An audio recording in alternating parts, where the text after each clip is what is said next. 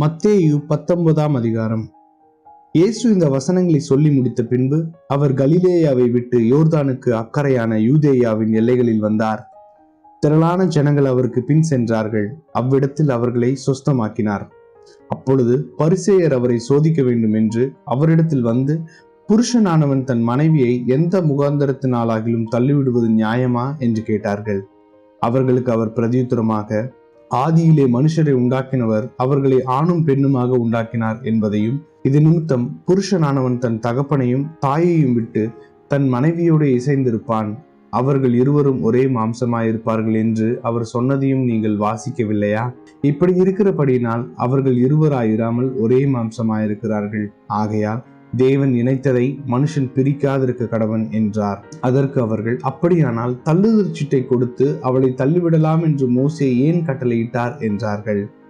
அதற்கு அவர், உங்கள் மனைவிகளை தள்ளிவிடலாம் என்று உங்கள் இருதய கடினத்து நிமித்தம் மோசே உங்களுக்கு இடம் கொடுத்தார். ஆதி முதலாய் அப்படி இருக்கவில்லை.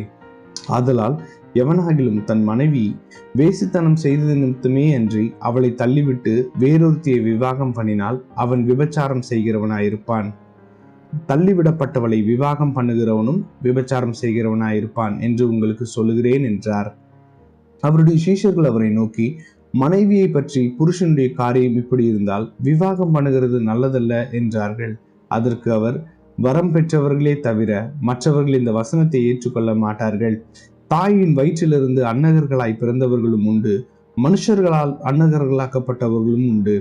பரலோக ராஜ்யத்தின் நிமித்தம் தங்களை அன்னகர்களாக்கி கொண்டவர்களும் உண்டு. இதை ஏற்றுக்கொள்ள வல்லவன் இதை ஏற்றுக்கொள்ள கடவன் என்றார். அப்பொழுது சிறு பிள்ளைகளின் மேல் அவர் கைகளை வைத்து ஜெபம் பண்ணும்படி அவர்களை அவரிடத்தில் கொண்டு வந்தார்கள். கொண்டு வந்தவர்களை சீஷர்கள் அதட்டினார்கள். இயேசுவோ, சிறு பிள்ளைகள் என்னிடத்தில் வருகிறதற்கு இடம் கொடுங்கள், அவர்களை தடை பண்ணாதிருங்கள், பரலோக ராஜ்யம் அப்படிப்பட்டவர்களுடையது என்று சொல்லி அவர்கள் மேல் கைகளை வைத்து பின்பு அவ்விடம் விட்டு புறப்பட்டு போனார். அப்பொழுது ஒருவன் வந்து அவரை நோக்கி, நல்ல போதகரே, நித்திய ஜீவனை அடைகிறதற்கு நான் என்ன நன்மையை செய்ய வேண்டும் என்று கேட்டான். அதற்கு அவர், நீ என்னை நல்லவன் என்று சொல்வானேன்?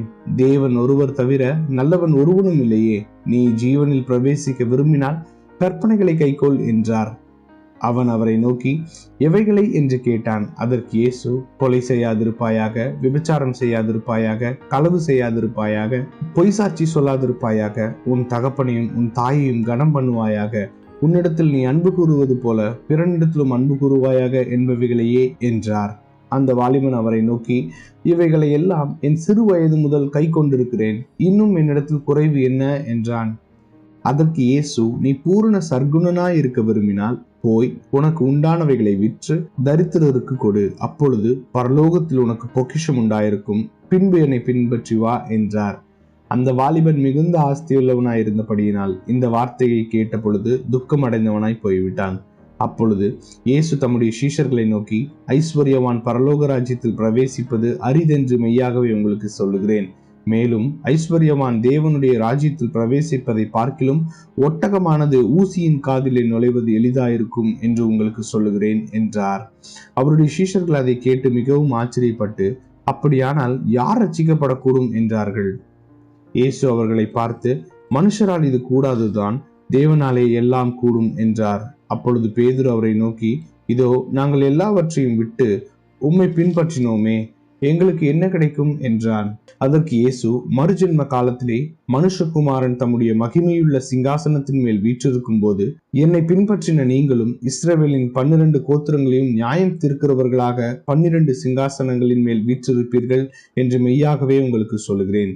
என் நாமத்தின் நிமித்தம் வீட்டையாவது, சகோதரரையாவது, சகோதரிகளையாவது, தகப்பனையாவது, தாயையாவது, மனைவியையாவது, பிள்ளைகளையாவது, நிலங்களையாவது விட்டவன் எவனோ அவன் 100 அடைந்து நித்திய ஜீவனையும் சுதந்திரித்துக் கொள்ளுவான்.